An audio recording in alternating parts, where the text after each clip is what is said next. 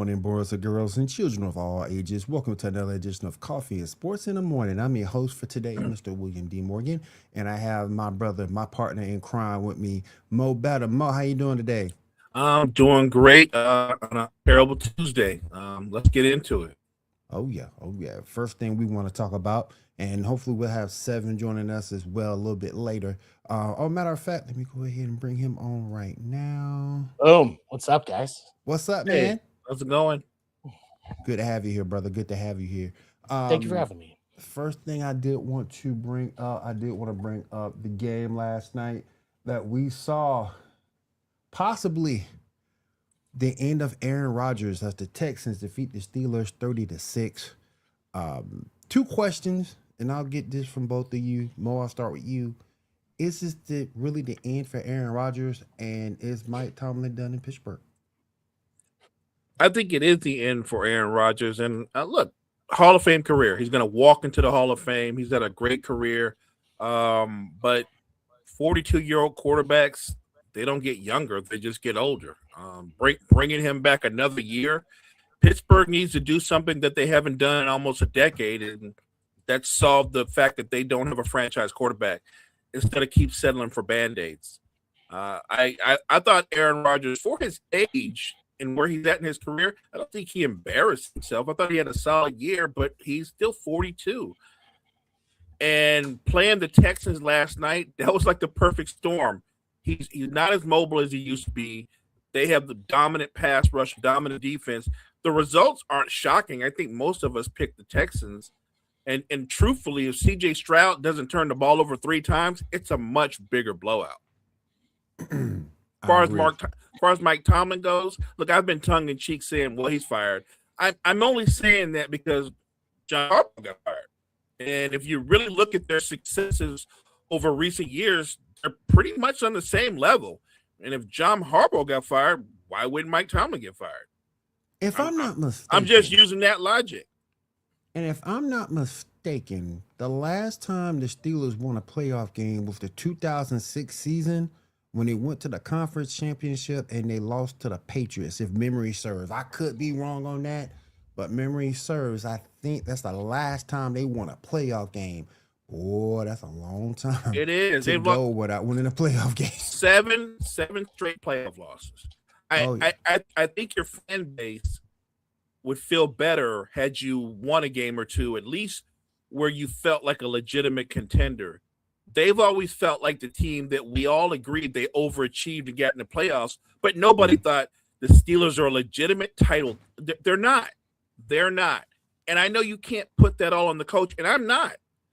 But he is part of management in the sense that the coach has a say when you're trying to address the quarterback position. They could have drafted Jackson Dart, but they courted Aaron Rodgers. They could have done the hard thing and draft a young rookie who's talented and try to coach him up and at least have something to build off of for the future. And they did what they've done the last few years and bring in another Band-Aid, and Tomlin is part of that. Look, he's been a great coach. He's been there a long time, but I'm always even minded. Whatever you say negatively about John Harbaugh or whatever, it's the same for Mike Tomlin. You can't give him extra credit because the Steelers have been just good enough to get into the playoffs and just good enough not to lose the playoffs, but they get destroyed in the playoffs. And to me, that's what I'm looking at. Like, you're not just losing once you're getting it, you're getting dominated and blown out. And watching the end of the game last night, I thought there was a lack of effort. I thought they actually quit. And I think Seven saw what I saw. Seven, what you thinking, man? Is this really the end for Aaron Rodgers, and this is also going to be end of the road for Mike Tomlin?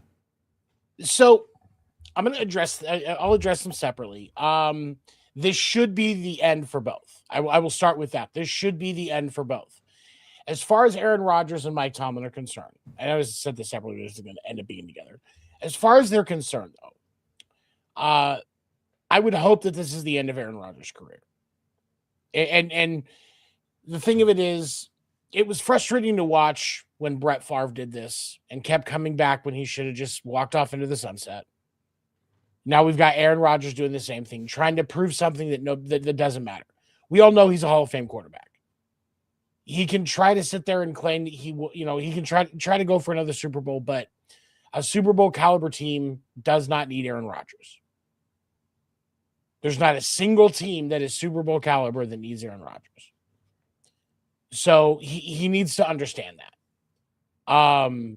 I don't know if when he was doing the ayahuasca or when the 1,000 hands of his ancestors were holding him up, everybody forgot to tell him that fact, but that's a lot of people, But a Super Bowl caliber team does not need Aaron Rodgers. I think it's good though that the reports that he was a different person this year, that he was engaged with the team, the late night film sessions, he has the locker room. That, to me, that's fantastic. That's the best thing out of this season for Aaron Rodgers, because I think it's good to kind of have the softening of that image a little bit from the weird asshole image that he had before.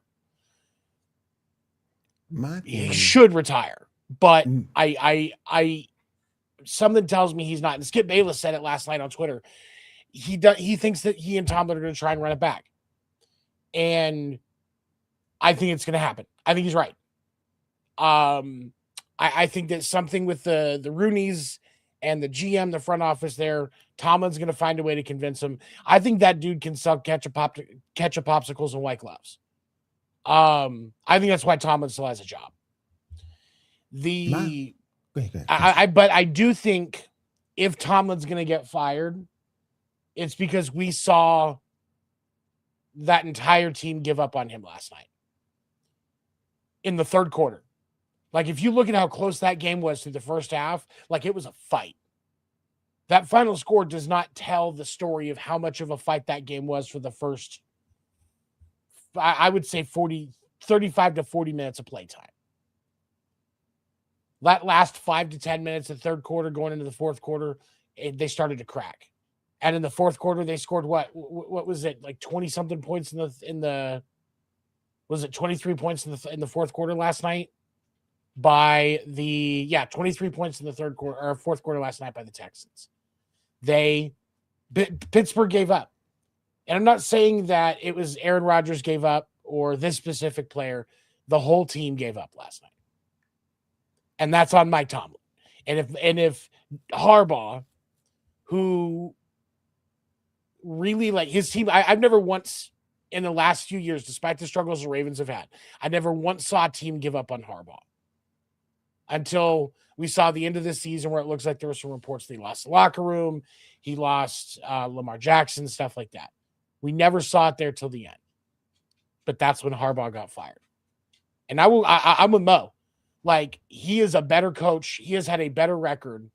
Like, listen to this. Just in the last 10 years, Harbaugh lost in the divisional round, lost the AFC Championship, lost the wild card, missed the playoffs once, divisional round, wild card. And then the 3 years before that missed the playoffs. And there's mostly winning records in here.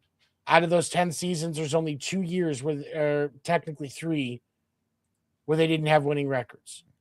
You had a good run. They actually won playoff games in those runs. So it's he should, but we'll see it again next year. My thing with the Steelers is the fact that you didn't put any playmakers around this man. If the front office holds blame, If DK Metcalf is your primary playmaker, you saw last night, you're in trouble. Because outside of that first drive in the first quarter, the first half, DK was pretty much silent after that. He's pretty much silent. And an older quarterback, you have to put weapons around him. Look what Tom Brady did when he left New England to go to Tampa. You had young players. You had a Chris Godwin. You had a Mike Evans. You had a young defense, a young good defense there. And he won. And he knew, hey, and it's probably the toughest thing that you have to do as an older player is to realize you're not what you used to be. And for him to go to the Steelers and for the Steelers not to put talent around them. I mean,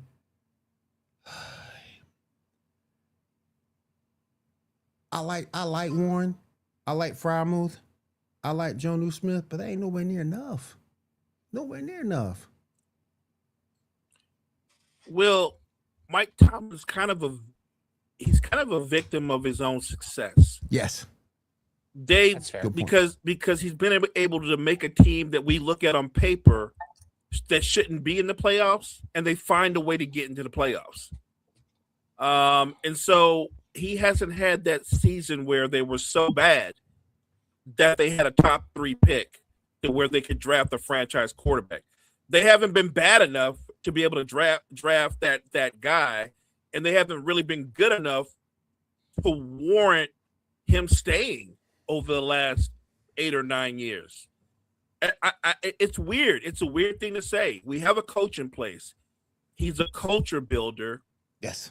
But results matter. They keep their biggest. What's the biggest line in the Steeler world? The standard is the standard. You've lost 7 straight playoff games. You're not meeting the mark. You're not meeting the standard. No. And look, I know the Rooneys aren't big on turnover. They've had 3 coaches in the history of the franchise. But at some point, even as great a motivator as Mike Tomlin is, you're basically a 500 coach, right? You're just good enough to get into the playoffs, and you get knocked out immediately. Yes.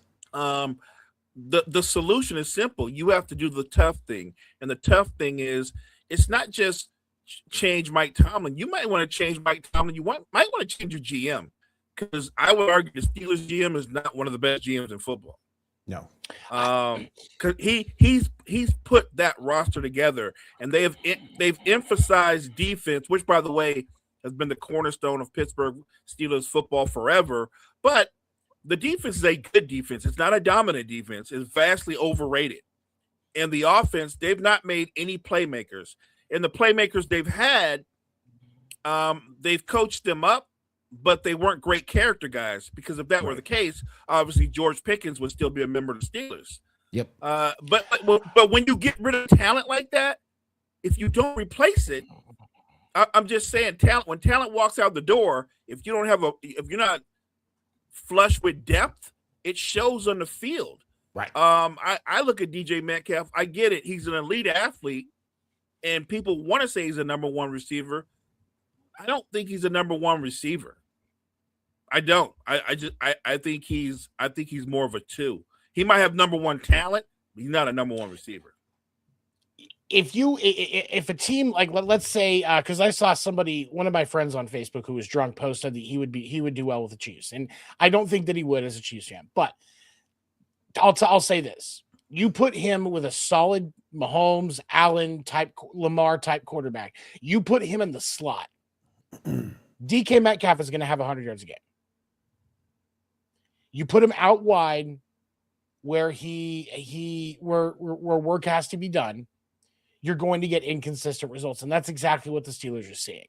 I like DK Metcalf too. I think he has the talent. You're right. He has the talent to be a great receiver, but he is you will get more out of him as a 2 than a 1.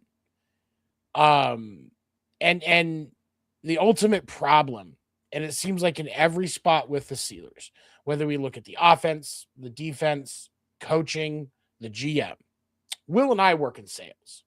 We were talking about this last night after Sports Report. Will and I work in sales. When you work in sales, you got to close. If you're not closing, you're not worth it to the company. And they're not closing. In every spot on that team, from number 54 on the roster. What's up, Jason? From number 54 on the roster to number 1, through all the coaching staff. What's up, Anthony? All of the coaching staff, GM, everybody. I'm going to say this, even to the Rooneys, not closing. If we're not closing, we lose our job. Stop it. All these opinions are irrelevant. What's that, John? So like they gotta figure out how to close, or they gotta change it up. I like the way Bring you Gary put V in that. or something. I like the way you guys put that about having to close. So if that's the theme, then is not Mike Tomlin the guy that used to close all the time, but now he's the guy that you're like, your numbers have been down for years, right? Yeah. You know what I'm saying? Like, You ain't you haven't made your quotas, 12 months. right? And you've been living off of what you used to do. And I'm only setting the bar there because that was also the standard for John Harbaugh. We knew this. Remember, he had just signed an extension. They thought they were going to be like 14-2, or you know what I mean, and be number one seed in the AFC. And not only did they underachieve, they got bounced. They didn't even make the postseason, and he got the boot. And I'm not rooting for Mike Tomlin to be fired, but I certainly understand why they would make a change. I mean, this team was so desperate, they went and got Adam Thielen off free agency. Come on now. The personnel decisions are weird to me. And I think that's the biggest thing. Like with what Mo said about the GM. Like, if you're not going to move Tomlin, you at least have to move the GM. And if Tomlin had a bunch of input on some of these questionable decisions with the roster, then he's got to lose his authority to have that discussion. You got to step back and say, look, you're going to play with the roster we give you. To me, and it's baffling. To me, you're going to have to fire him because I can't see Tomlin walking away from $16 million. Oh, yeah, he's not going to step down. He ain't going to step down. You're going to have to fire the man. You're going to have to fire the man. I think pay him. Arthur Smith is terrible. Terrible. He's trash. The white guy Arthur Smith is just a terrible. You thought he was a brother. Listen, okay. But not a great offensive coordinator. And as a Chiefs fan, having to deal with Matt Nagy this year. A bad offensive coordinator, even with good pieces on offense. Because legitimately, there are some good pieces on that offense. But if you're not going to scheme them correctly, what's the point? I like Warren. I like Gainwell. I like both of those guys at the running back spot. Like I say, Freiermuth as tight end. But look, TJ Watt ain't getting no younger. No. Cam Hayward ain't getting no younger. No. So y'all need to do something while you have this talent in a prime. That defense is still decent. They do somewhat exotic stuff, but man, they just need to get better. And I really think that Tomlin, while I think he's a good coach, I think he's a good dude, that doesn't mean your message is being heard. And so I want to ask a question really quick, because I was looking at the depth chart for the Steelers, and let's see, 4, 8, 10, 14. The Steelers have, as of the end of the season, 14 players that ended the season on IR. That's a lot. Does that impact? How much do you think that impacts the decision as far as moving on from the GM, moving on from Tomlin? What does that? Because injuries have been an issue all over the NFL this year. But we've seen. But how does that impact it? But to me, none. Because if you look at what most teams do in the 49ers, yeah, they've been hurt. Been hurt all year. But look where they are. They're 49ers going to stand for how many players they have on injured reserve. It's 49ers, I said it yesterday, next man up. And next man up, that philosophy has been winning. I think it ends Sunday against Seattle. But it's fair. But yeah, it's been next man up for the 49ers all year. And everybody's hurt. So I'm not blaming injuries for the Steelers' shortcomings. Because everybody's hurt right now. Everybody's hurt. Everybody in their division, in the AFC North division, had tons of injuries. Oh yeah. That can't be like you. Even if you're the GM and go, hey, I picked the players, but I can't control whether they're injured or not. You might get that pass this year, but if I'm the owner, I'm going to go, what about the last 7 years? You know what I mean? Yeah, that's a relevant question. That's what I want to know. What about the last 7 years? Are we gonna always use that excuse? Exactly. With that being said, we have our divisional playoffs set. Over in the AFC, we have the Bills versus the Broncos in Denver. We also have the Houston Texans against the New England Patriots in New England. Let's look at the Bills Broncos game first. Let me get your opinions on that, Mo. Who do you think wins and why? Everything tells me that Denver's going to win because of that dominant defense. But I'm going to lean with we just talked about it. It's a quarterback driven league, but Josh Allen is more than just a quarterback. He's also a great athlete. Yeah. While Denver has a great pass rush, Josh Allen's going to go into that game knowing I probably need to run for about 65, 70 yards. You know what I mean? I'm going to need to use my legs. I'm more confident in Josh Allen and the Bills offense than I am with Bo Nix. And I feel a lot like about the Texans, the Broncos offense, the way I felt about the Texans offense. If they can score 17 points and they don't turn the football over, they're probably going to win. I don't think they're going to score 17 points on offense. I think it's going to be a tough defensive game. Even though Denver has a better defense, Buffalo has the best football player in the field. I'm going to go with the Bills in a close game. I think that if they could contain James Cooks, and stop the law firm of Kincaid and Knox, I think the Broncos can win this game. They're gonna have that offense is gonna have to be on all cylinders, though. It's gonna have to be on all cylinders and you're gonna have to get some distance because Josh Allen can pretty much keep you in any game if you keep it close. Seven, what you thinking, bro? You see, it's tough because like when you look at the way things are set up here, even like DraftKings only has them as a 1.5 point favorite. You normally get 3 just as the home favorite as a gift. So even DraftKings is like, I don't know who's gonna win this game. But to me, when I look at this, I'm gonna lean towards the Broncos, and there's 2 reasons. Number one, we've seen what happens to Josh Allen when he gets hit in the mouth with a real defense. And Denver's not playing around. Josh Allen likes to crumble in those situations. And number 2, I do not believe that Sean McDermott can outcoach Sean Payton. Sean Payton in the playoffs is a different animal as a coach. And I will respect that. Sean McDermott, as track record has shown, has struggled in those moments, especially against a really good coach. It is not hard if you know what you're doing as a head coach to outcoach Sean McDermott. So I will say, because of the defense and Sean Payton, I am going to take the Broncos, but it is going to be a close game. Who's the number one for the Bills? Who's Patrick Surtain shutting down? Well, see, that's the thing.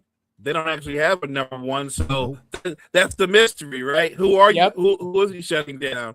Look, I get what you're saying, but I'm gonna say this: as good a coach as Sean Payton is, Bo Nix turns the football over. He does. He turns the football over, and Sean Payton can't control that. Like I think in a lot of ways the same that's going to be the Texans' biggest bugaboo going forward. Not what the defense does. Is C.J. Stroud going to put them behind the 8 ball by turning the football over and not being able to score? I just think that in a low-scoring game, if it's going to be a close football game, Broncos going to win. Broncos going to lose that. If it's a close football game, who do you trust to make a play? Right. I trust Josh Allen to make a play more than I do Bo Nix. And that's why I said you got to create some type of distance there because as you've seen versus Jacksonville, you don't want to give Josh Allen any room for any type of late game heroics.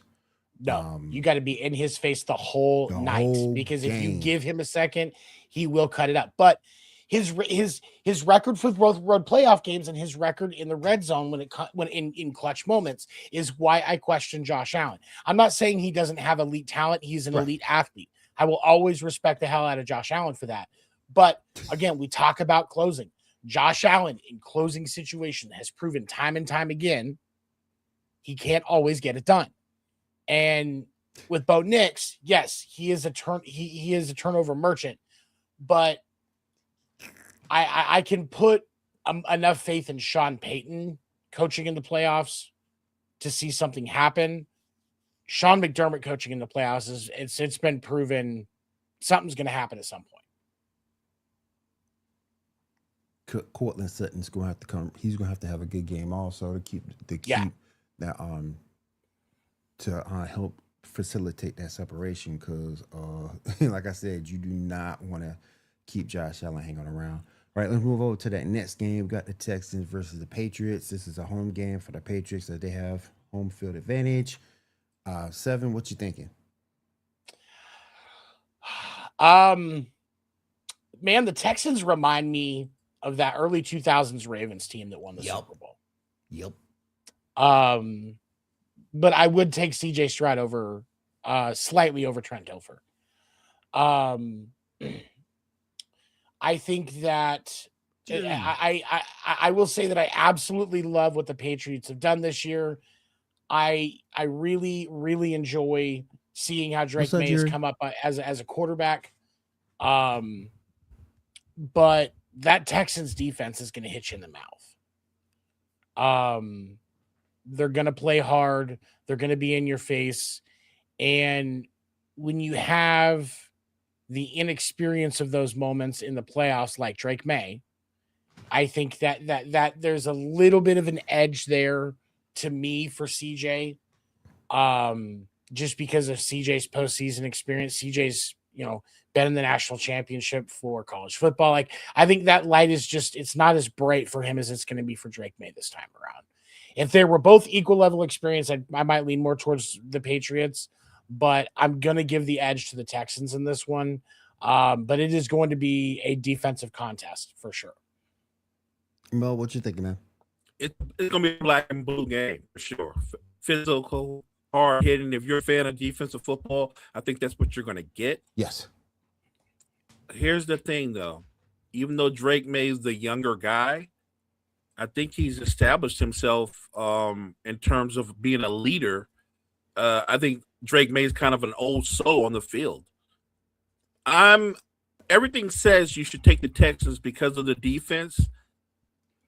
I trust Drake May more than I trust Stroud. Stroud turns the football over. It's something he's always done.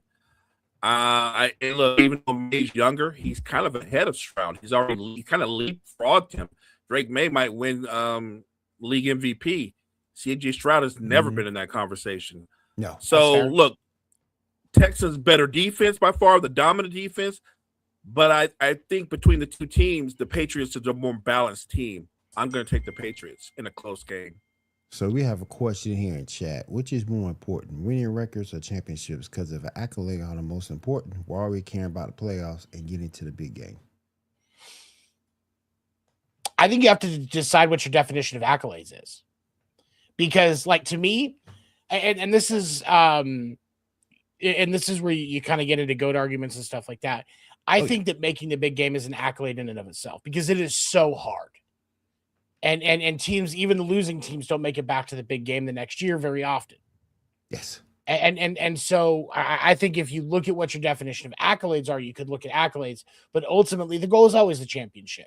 Mm-hmm. But which level are you focused on? Are you just trying to win your division? Are you trying to win the AFC or the NFC? Are you trying to like which championship is the goal? What is the standard that you're trying to set? Right. That's why we look at a team like the Bengals would be happy if they won a division championship. Right. The Chiefs aren't looking at the division championship. They're not even looking at the AFC championship. For the Chiefs, their standard is Super Bowl. So I think it depends on what accolades you're looking at and which championship you're talking about. To me, it's real simple. You start every season out. The goal is not to not make the playoffs. The goal is not to not win the Super Bowl. Now, some teams are unrealistic if they think they can. But I think that the ultimate goal is to win it all. Does look at a guy like Jim Kelly, made it to the 4 Super Bowls, but he also lost 4 Super Bowls. He's a Hall of Fame quarterback, but he's not sitting at a certain Hall of Fame quarterback table for a reason. Right. There's levels to it. Like Jim Kelly he's not sitting next to John Elway and Joe Montana and Tom Brady. He's a great guy, but he's not sitting at that table. Right. He should be, though. He should be. Really? How many of those guys made 4 Super? How many of those guys were successful enough and good enough at their job to do it 4 times in a row? Patrick Mahomes is the only other one who has that discussion. He didn't win every one and winning is amazing. The totality of winning a number of championships is great. But Troy Aikman, I would take Jim Kelly over Troy Aikman. I would not. Because Jim Kelly got them there 4 times in a row. Troy Aikman, you couldn't rely on. If you go back and look at his body of work, and he was talking about, with Patrick Mahomes, how many, talk to me when he gets to my level of championships. Oh, he's already done that. Like already. Like it is, and this is the thing with the Super Bowl or the championships arguments when you're talking about GOATs. People undervalue the difficulty it is just to make the championship. And I think that we have to go back to understanding that discussion because it is remarkably difficult to do what Jim Kelly did. I would argue it's harder to do what Jim Kelly did than what Troy Aikman did. 4 in a row? Yeah. 4 in a row. I think that's great, but as hard as that is to do, you still lost all 4. Like the goal is to win. It's not an attendance record. Like the kid that has perfect attendance in school, but is a D student, he shouldn't be recognized as being a better student than the kid that didn't have perfect attendance, but is an A student. So while it's great that Jim Kelly made 4 Super Bowls, again, he should not be sitting at the table at the greatest quarterback of all time because he ain't one of them. He's very good, but he's not one of them. And while I'm not a huge Troy Aikman fan, he did beat Jim Kelly in the Super Bowl, so they played head up. That's why Troy Aikman is considered ahead of Jim Kelly. Winning does matter. I think if all you do is put up huge numbers and you go to the Super Bowl, but you don't win, you're the guy that puts up huge numbers, but you don't win. That's kind of how it goes. I'm not a huge Eli Manning fan, but Eli Manning is going to the Hall of Fame based purely on the fact that he went on 2 Super Bowl runs because the rest of his career in totality is trash. But let's not ignore the fact that that part of the weight of Eli Manning's Super Bowl run is the fact that both of those wins were against Tom Brady. That's why he's in the Hall of Fame. Even better, right? If he's beating scrub quarterbacks in those two Super Bowls, I think we're having a completely different discussion about Eli Manning. The weight of who he beat is part of that success. 100%. And because I don't think Eli Manning's a Hall of Fame quarterback. Look, I wouldn't vote him in, but I know why he's getting in. And look, we talked about this, me and Chris, multiple times. He's really in, and he's beating Brady. But if you're being honest, Michael Strahan and all those are the guys that actually beat Tom Brady. Right. Brady comes in there with 2 of the best offenses of all time, and that defense shuts that offense down. It wasn't Eli. Now, Eli made 2 great throws, but if that defense doesn't dominate the Patriots offense for 4 quarters, game over. I think too that when you go back and you look at championships, and I agree with you, Mo, I think there's levels to it, and what they mean. Eli beat Brady. I got a buddy of mine by the name of Tony C. calls Eli the Brady killer. The Brady killer. He should get a T-shirt. He called him the Brady killer. I kind of like that. I said, man. But yeah. Well, look at John Elway's career. Look at John Elway. Yeah. Look what John Elway did. John Elway took 3 teams to the Super Bowl that had no business being in the Super Bowl. Yes. Didn't have a top defense. Didn't have a 1,000-yard back. Didn't have Pro Bowl wide receivers. Elway took him to 3 Super. Now he got destroyed in all 3 Super Bowls, but that's because they shouldn't have been there to begin with. Right. Let's remember something about the Jim Kelly Buffalo Bills. They had like 8 Pro Bowlers on defense and 8 Pro Bowlers on offense. Like they had Pro Bowlers everywhere and came up short. Like think about Cornelius Bennett and they were stacked. Oh yeah. Thurman Thomas, Hall of Fame wide Bruce receiver. Smith. Remember Andre Reed, James Longton. Like they were loaded. Bruce Smith. I'm just saying that sometimes we do that. He's done more with less. Jim Kelly did what he was supposed to do with a stacked team. He did everything but the thing that matters most. And that's win. Right. But let me ask you a question here. Okay. Dan Marino only made the Super Bowl once and lost. Jim Kelly made the Super Bowl 4 times in a row and lost. But you would be hard pressed to find a person that would take Jim Kelly over Dan Marino. That makes sense to me. Makes sense to me too. Well, look, here's the thing. If we're gonna do the whole thing, this all starts with the very first appearance in the Super Bowl. If Scott Norwood doesn't miss field goal, changes Buffalo. It changes. I don't think it just changes that they win that Super Bowl. Mm-hmm. I think it changes what happens with the rest of the Super Bowls. Because if we all remember, after that close Super Bowl, every other Super Bowl the Bills were in, they didn't just lose. They got destroyed. Mm-hmm. Like we talk about getting there, but they got destroyed. That means Jim Kelly is the quarterback of 3 teams that got blown out in the Super Bowl. He can't sit at the other table. It'd be different if he was competitive in those Super Bowls, but he wasn't. He can sit. He can sit at he can go to the hall or the table of the very good. Yes, but which is where he belongs. Yeah, he can do that. Elway would have been at the same table if not for at the end of his career.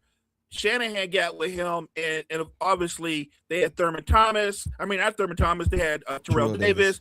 My point is, he would have been at the same table, but he won those 2 Super Bowls at the end. Yep.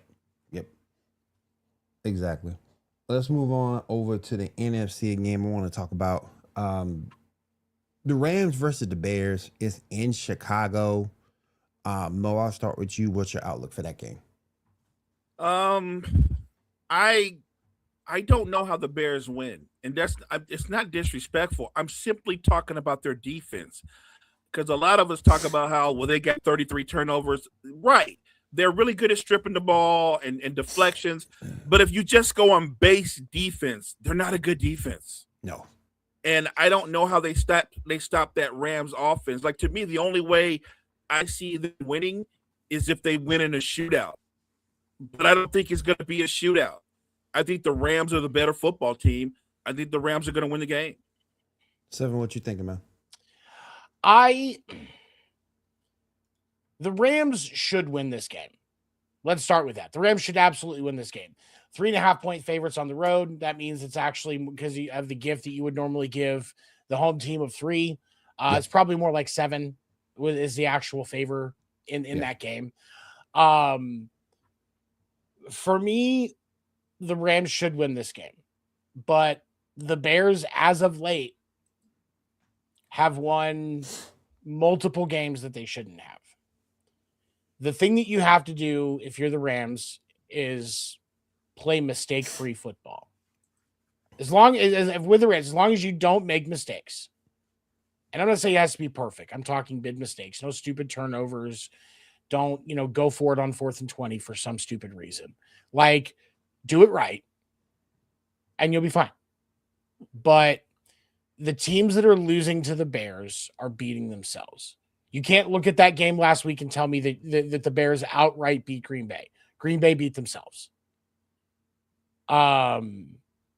So, yeah, and I agree with Jory on this. I also like McVay as a coach better than I do Matt LaFleur. So I think that's going to make a difference here because because McVay can outcoach Ben Johnson, especially with experience. I I like the Rams. I think that I think it's going to be a more than a 1-score game, but I don't think it's going to be over 2. I think. But yeah, I like the Rams. I think for the Bears to win, they're gonna have to continue to create turnovers and score. They're gonna have to get some scoops and scores. And to your point, 7, they can't really make that crucial mistake. Matt Stafford can't expect to play the way he did this week and play like that next week and expect to win. No, this is a fourth quarter team. And again, I said separation before. This is the same case. You're gonna have to create some separation, because if you don't create any separation to keep the pressure on, unlike Green Bay did, with those missed field goals. Listen, you could, the Bears, I said it before, they're a fourth quarter team. They could come back and easily get that victory. So they're gonna have to keep the pressure on, and that's a good point too, Anthony, because they're playing in the cold. I mean, win more than likely. It's a fair point, and it will affect some players. But right. I mean, but guess what? Yeah, that kind of cold though, Jerry. You know what's not going to happen? It's not going to affect the quarterback, because Matthew Stafford played in that division. Played Detroit. He used to it. Yeah. Right. He used to it. He gonna be fine. The cold ain't gonna bother him. It might bother some people, but it won't bother him. That's going to be interesting to see what Chicago can scheme, because with Devontae back, you just can't double Puka. So, and with the way they play their tight ends, it's going to be interesting to see how the Bears come in defensive-wise. Like I said, I don't think the defense is very good, but if Stafford doesn't make any mistakes, I don't see how the Rams don't win this game. Now, if he starts making mistakes and things like that, then okay, they got a shot to keep the Bears in the game, and that's dangerous because, again, you can lose.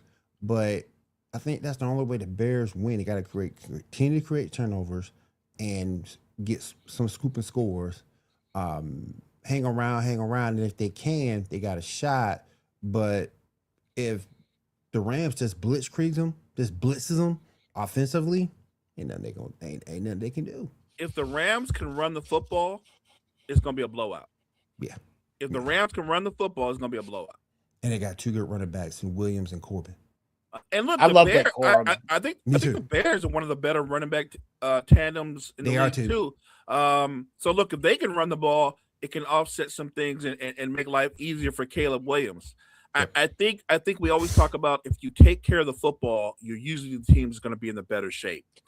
The Bears need this to be a chaotic game, because if they just play straight up strength on strength, they're going to get blown out. They have to find a way to create turnovers. They have to, maybe Matthew Stafford gets overconfident and he's sloppy like he was last week. If he plays the way he did last week, that's how the Bears win a football game. I will say this, like, when you look at, if you're the Bears, I think that one of the ways that you can try to have more control in this game is you almost have to approach it like you would play in like a Lamar or a Mahomes or a Herbert, where you know the wheels are going to be a factor. Keep the ball on the ground more, especially because you have DeAndre Swift and Manana guy. I can never say his last name right. Their backup running back. That's tough. Like, they do have a good running back tandem. And also the wheels of Caleb Williams as well are a factor. If you keep the ball on the ground, I think that you give yourselves more of an advantage, because even if it's a slower pace game, you're keeping Matt Stafford on the sideline. And Chicago's defense can do some stuff. I'm not saying you're a bad defense by any means, but the less time they have to spend on the field, the less of a liability they can be. Real quick, everybody, you're listening to Coffee and Sports in the Morning here on Wire to Wire Network. Got 15 minutes in. Let's move on over to the next game, final game. We got the 49ers at Seahawks. Mo, you're a 49ers fan. Can the 49ers rally one more time and get this win? So I'll do this the same way I did it leading up to the Eagles game. Yeah, the 49ers can win if the Eagles help them. If the Eagles, yes, it's the same thing. Talent for talent, and what both teams are, there's no way the Niners should be able to beat the Seattle Seahawks. Not only should they not beat them, it shouldn't be a close football game. Yeah. And I love the Niners. Love everything Salah. Love everything. Look, they've done a great job of coaching guys up, next man up. But the Eagles' offense was horrible. Yep. Horrible versus a team that doesn't have a pass rush. I don't even know, like, how does that happen? I of course I'm rooting for the Niners to win, but Seattle's not just a better team, they're the more physical team. They're gonna run the football, they're gonna be able to run the football, and they're gonna make life easy for Sam Darnold. So he's gonna be really active with play action. And defensively, the way I said C-Mac would be effective out the backfield, Seattle's not having that. They're not having that. They're going to take their first thing they're going to do is take C-Mac out of the game. After that, no George Kittle. Good wide receivers, but nobody's a number one. Right. My if I'm predicting, Brock's probably going to throw another 2 picks, maybe 3. Is Juwan Johnson playing? Jennings, I'm sorry. Is Juwan Jennings playing? He will. What about Ricky Pearsall? That's the question, because I like Ricky, and he's not a true number 2, at least not yet, I don't think. But he does have those flashes where he's really good. He's hurt. So, but he's been hurt, like he's questionable. And so, are you going to get Ricky Pearsall where you can get 75 to 100 yards receiving out of him, and another 100, 150 out of Juwan Jennings? Then you've got a shot to at least keep it close. But if you're again having to move down that depth chart and rely on guys like Demarcus Robinson, Kendrick Bourne, Sky Moore, Jordan Watkins, you don't have to rely on guys like Kendrick Bourne and Sky Moore. I can tell you as a Chiefs fan, you don't want to have to rely on Sky Moore. So let's do Sky Moore like that, man. Sorry, just doing it based on what he's done, nothing more. Yeah. That's the thing that's the true disadvantage, because the 49ers on defense really aren't bad. Like I like the 49ers defense, but again, you're struggling with injury issues. Robert Saleh should absolutely be looked at for defensive coordinator of the year. Agreed. Because he has shown, first of all, that's where he belongs, is as a DC, kind of like Steve Spagnuolo. You don't want him as head coach. You want him as a defensive coordinator, because he's going to give you one of the top 5 defenses in the league every year, or at least be shooting for it. So I respect the hell out of Robert Saleh. I saw the comment earlier about Kyle Shanahan being coach of the year. I get it. I happen to understand and appreciate that argument. If he gets it, I'm not going to be mad. I get that 100%. This 49ers team, though, man, like, you can only keep getting punched in the mouth so much before eventually you actually just lay down, because it's time. No George Kittle in this game. No Fred Warner. No Boza. C-Mac looks to be a little shaken up. He's taking a beating this year. Yeah, he's playing hurt. But credit to him. How many times have we seen CMC go down and be out for the year because he was injured? This year, he's playing through injury. He's playing hurt, and we're still getting the CMC that we expect. So right. to that, I respect the hell out of CMC for that. Yes. Look, we need. I'm talking about Niners fans. What we need Sam Darnold to get into the game and think the moment's too big for him. I need Sam Darnold throwing That's balls fair. Where he. I need Sam Darnold throwing passes that he shouldn't throw. Again, I'm just being a realist. The Niners, in order for them to win, they need some help from the Seahawks. Now, let me ask this question. I'm going off to the NBA real quick. Want to ask this question, then we'll go over a couple of quick highlights, then we'll get on out of here. Mo, what's going on with your Lakers, man? Come on. What's going on with your Lakers? So let me say one thing. Y'all I don't know. The Kings. I don't know if anybody is talking about this and noticed this. So LeBron, before the game, wore a patch. He has a patch on his jersey, and it's a patch commemorating LeBron James. I'm not making this up. I'm not making this up. Yes. And so he's commemorating. Oh my God! Obviously, he's commemorating is his first game in the NBA which 23 years ago, versus who? The Sacramento Kings. Oh my God. And I think the Kings players took some offense to that, and they proceeded to beat the brakes off the Lakers.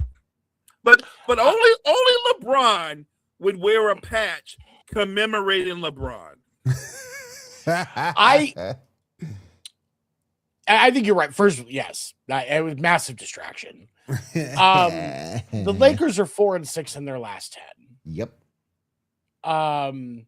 The Suns are sniffing right. I mean, there's a 1 game difference between the Lakers and the Suns right now, which the Suns have surprised the hell out of a lot of people this year, even me, and I'm a Suns fan.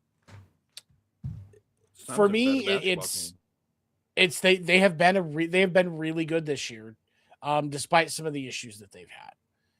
But with the Lakers, it always happens this time of year. If you think about it, every year, and this isn't just in LeBron years, this in recent history in the Lakers, this time of year, every year they hit a slump.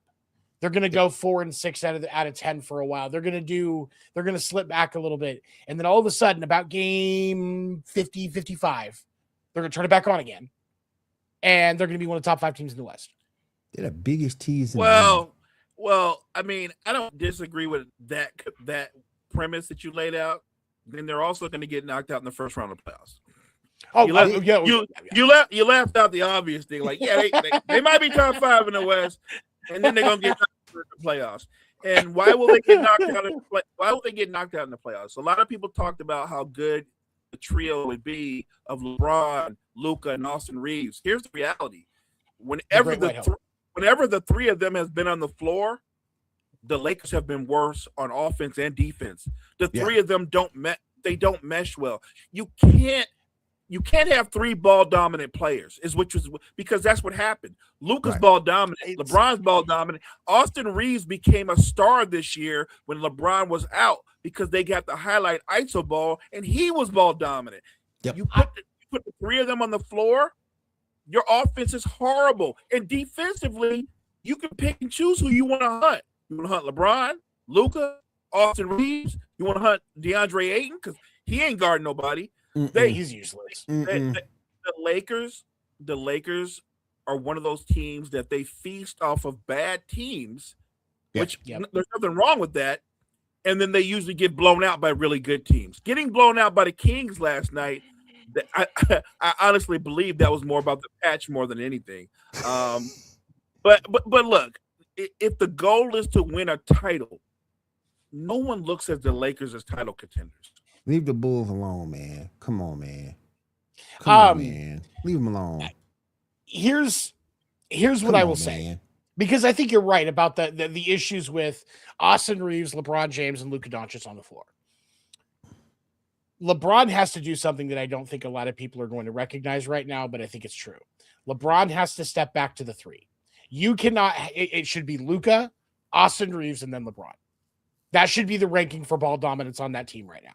And the reason that I say it's not to take away from anything LeBron's done. It's not to say that Austin Reeves is a better basketball player overall than LeBron James. But right now, and especially for the future of the Lakers, it's Luka and the Great White Hope. Imagine how good you. But think about this for a second. You have Luka Doncic on your team, and you are still so good as Austin Reeves that you get the nickname the Great White Hope. Like, that is just fantastic. But anyway, he's recognized publicly that he has to kind of let Luka take the lead on that. But he's got to step back behind Austin Reeves too. That's the only way this works as they get into the postseason. I don't even disagree with that. I think LeBron, you can still be a star. You're going to be still LeBron James. Yeah. You're you know what I mean? Like you're a Mount Rushmore player. You can take a step back if it's for the betterment of the team. And because you're LeBron James, if you take a step back and the team is better, people's going to recognize you did a big leadership move. Like, you get credit for that. Right.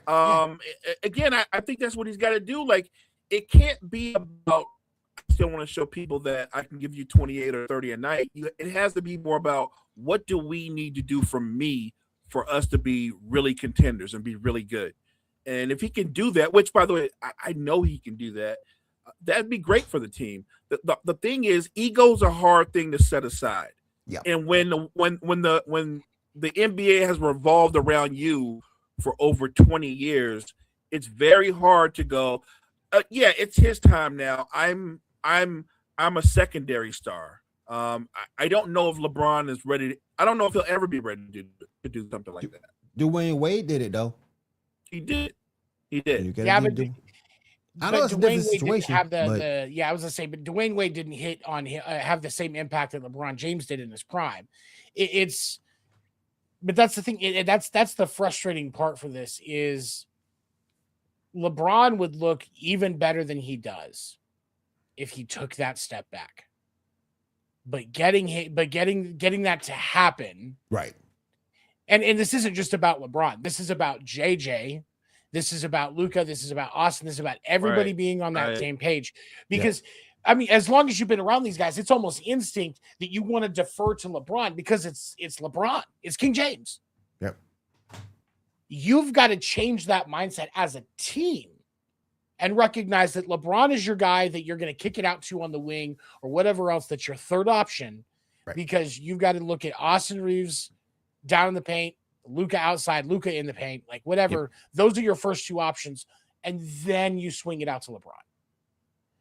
All right. Oh, before we go, I do want to get this out as well. Congratulations to Mr. James Harden. He passes Shaq for number 9 on the NBA scoring list. So congratulations to James Harden. Congrats to the strip club. They got that celebration party too. They got the chicken wings and they got the chicken wings and everything. Let's go, baby.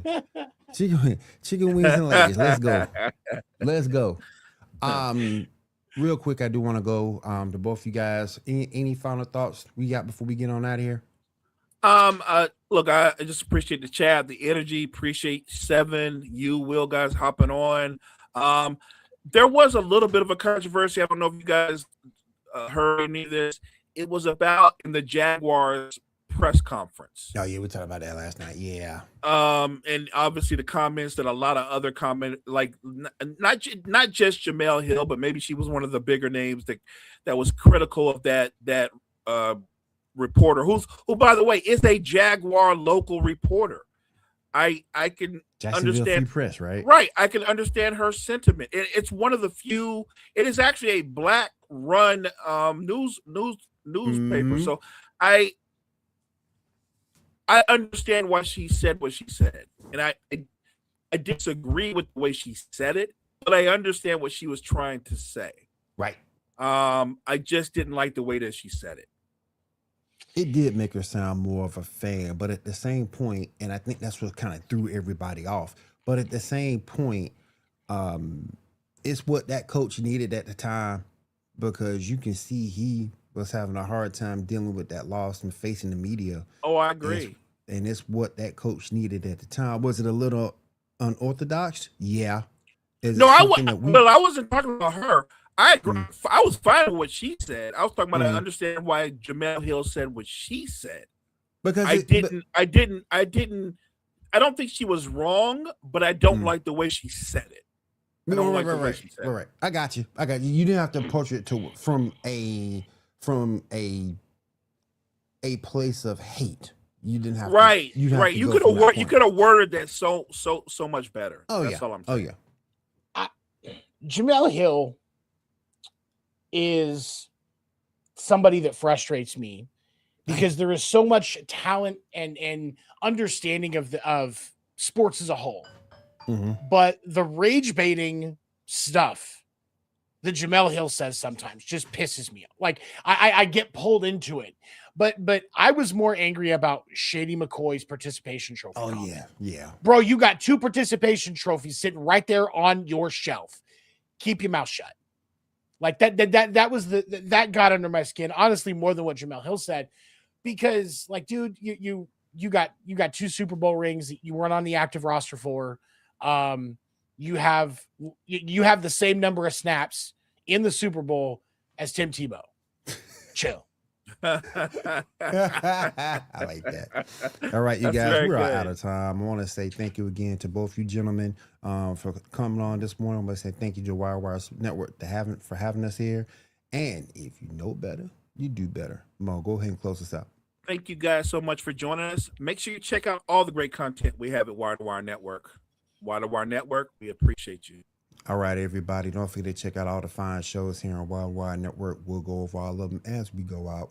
And we'll see you all again tomorrow here on Coffee and Sports in the Morning. Have a great day, everyone.